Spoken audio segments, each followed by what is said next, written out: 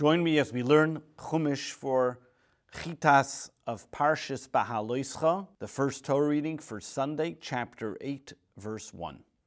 Last week's Torah reading, we read about how each one of the leaders of the tribes brought sacrifices to dedicate the tabernacle and the altar on its time when it was built, first on the 1st of Nisan, and for the next 11 days, each one of the tribes brought the different sacrifices. This week's Torah reading continues that discussion and the obligation of telling Aaron that he will light the candelabra in the Holy Tabernacle.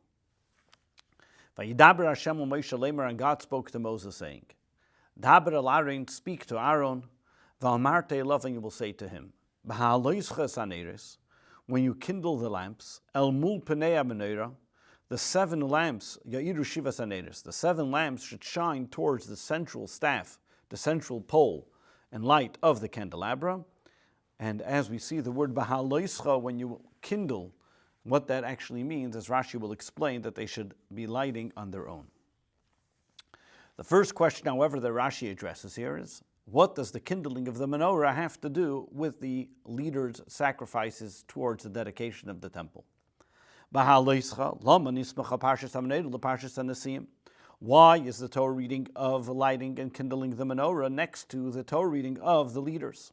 Lafi, because Aaron, when Aaron, who was the leader of the tribe of Levi, saw Chanukas and Nesim, that the leaders of each tribe was dedicating the tabernacle, Cholshas Daitai, he felt embarrassed, he felt ashamed and disappointed that he was not able to participate with dedicating and bringing sacrifices towards the dedication of the tabernacle. Not him and not his tribe. So God said to him, I guarantee you, what you will be doing will be greater than them. That you're going to be kindling and cleaning out the candelabra and the candles on the lamps on the candelabra, that's going to be for eternity. This is only done once. Beha'aloscha, when you kindle. Over here, the word Beha'aloscha, Rashi addresses the fact that generally in Hebrew, when you want to say to kindle, you would say Behadlikecha lahadlik, like we know for the Hanukkah blessings. Over here, the word Beha'aloscha means to uplift. Shem sha'alav oila kosu v'adlikosun shalalian, because in this case, when he kindles the menorah, the flame goes upwards. Therefore, he uses the terminology to kindle. Another explanation, as well as the sages explain, shetzarich lahadlik achet shalav es elam ala. You have to light it to the extent that you shouldn't have to continuously give it light, that the fire should be able to continue to shine on its own, and not that you have to continue assisting it. Another explanation that the rabbis give in this case, from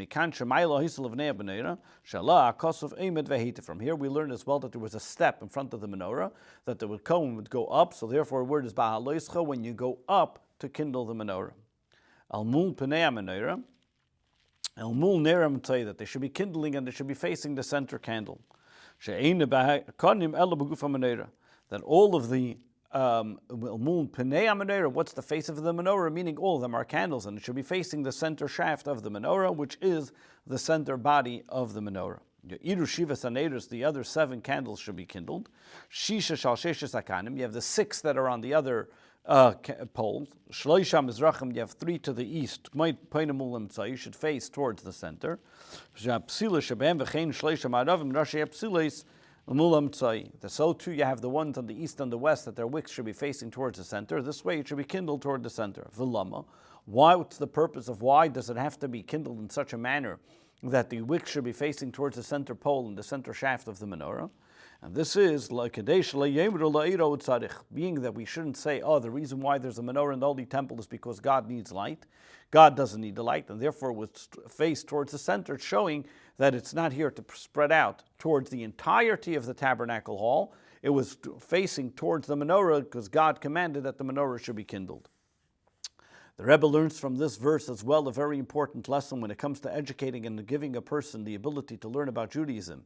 Beha'aloscha, when you kindle somebody's soul, it shouldn't be one that you have to continuously assist. You have to make that the individual should have the ability to go light and kindle another light. Whenever we do a kind deed, educating a child or educating a person, whatever it may be in any shape or form, it should be one that you have to give him enough energy that they should be able to go and kindle and light another candle with it and be self-sustained. Verse 3. Vayas kein Aaron, and Aaron did so, Amul pnei menorah helaneresah, towards the face, towards the shaft of the actual candelabra, he kindled the candles. Kasher tziv Hashem es Moshe, like God commanded Moshe. Vayas kein Aaron, why does the Torah have to tell us that Aaron did so? Rashi, lahagid shivchei shel Aaron shalishina, to tell us the praise of Aaron, that he did not change from what God told him to do. 4. This was also the candelabra. This was how it was made. Mikshazov, it was hammered out of gold. Ad yirecha et pircha, from the base to its flower.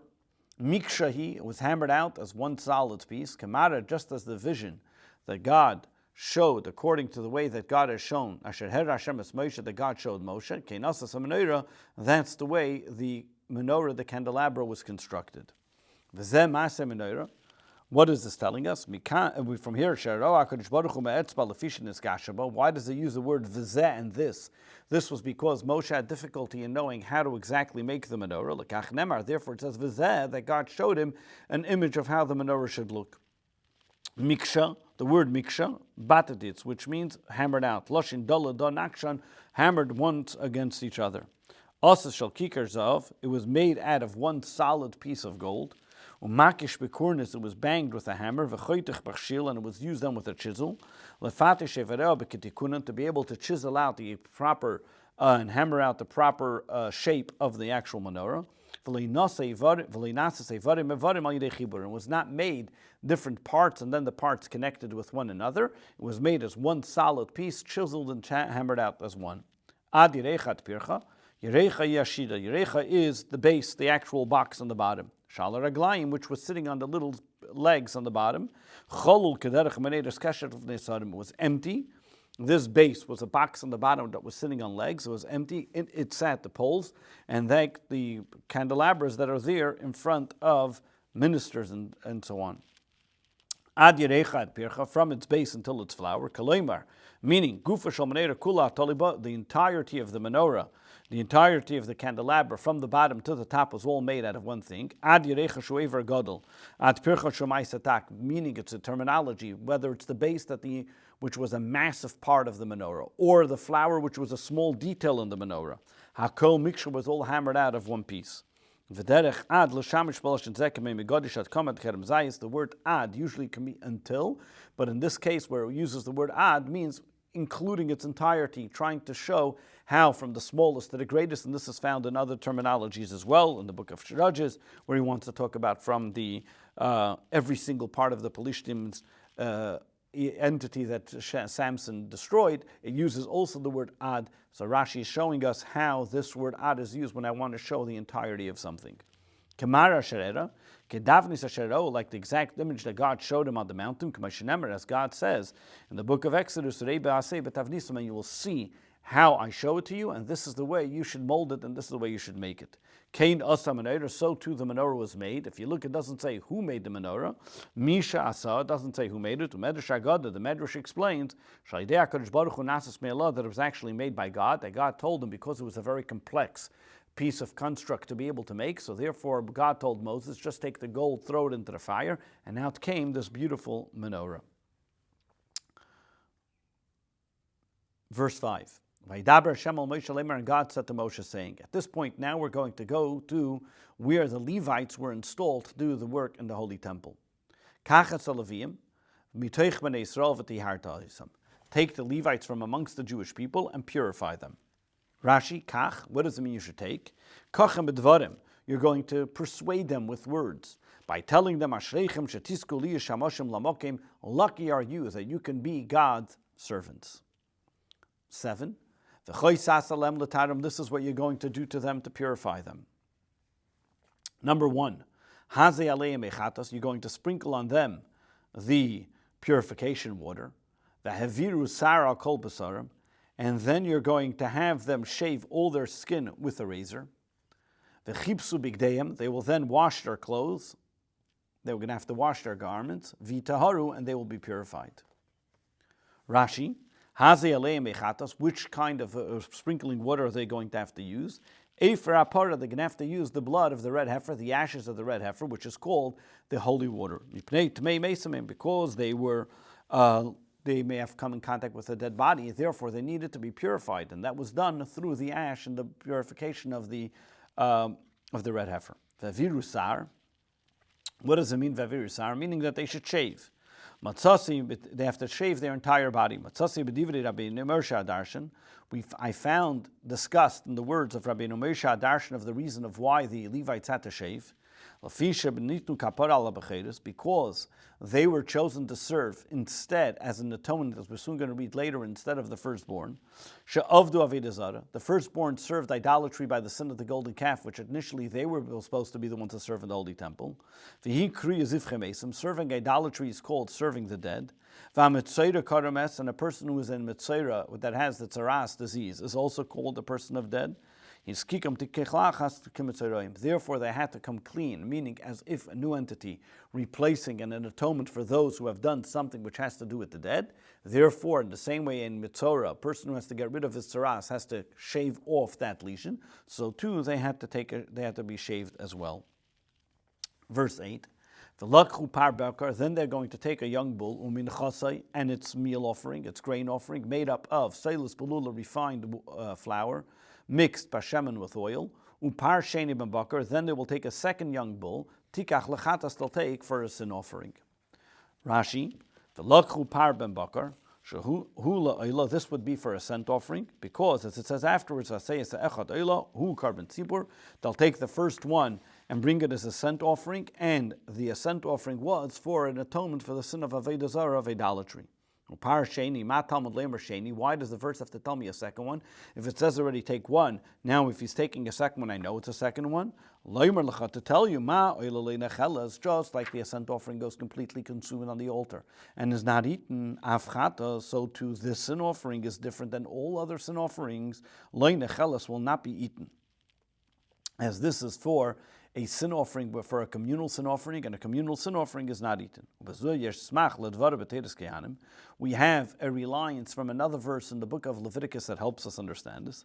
And Rashi says that I say this is not generally this is not a proof that this is a sin for idolatry necessarily, but this was a specific time related law, which was was something which was specific for that time, that the sin offering will not be eaten. They really should have brought a goat together with the sin offering with the bull for the ascent offering. As over here they were told to bring another bull offering, and that was going to be for a sin offering and not going to be consumed. This was only for this time period that they were going to do it. Verse 9. You will bring the Levites in front of the tent of meeting, and you will gather the entire congregation of the Israelites. Why are you going to gather them? What's the purpose? If you're installing the Levites, why do the Israelites have to be there? Because the Levites are the ones bringing the sin offering instead of them. And therefore the Jewish people, when you bring a sacrifice instead of somebody else, that person has to stand there, put their hands on the animal, and thereby you give over that obligation to the individual that's doing it for you. Over here the Levites are doing it for the Israelites, and therefore the Israelites had to give it over to the Levites. Verse 10, you're going to bring the Levites before God, and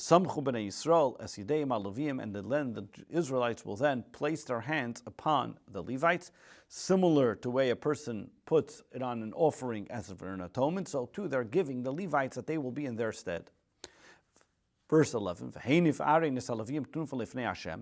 then Aaron will then lift up the Levite family and make them as a wave offering in front of God, Me'es B'nai Yisrael, and from the Jewish people, that they are now dedicated because you're presenting something in your stead, just like you would do with a sacrifice. And they will be to serve the service of God. Rashi explains, why does Aaron have to lift them as a wave offering? Just like when you bring an offering for a mitzvah, ton tenufa, you have to wave it chai while it's still alive. Shalish nufis nemer b'parsha. You'll find that it says 3 times waving in this week's Torah reading. Number 1, Aaron would wave. Number 2, that they will wave it before God. Number 3, that it was waved. Harishayin libnei kas.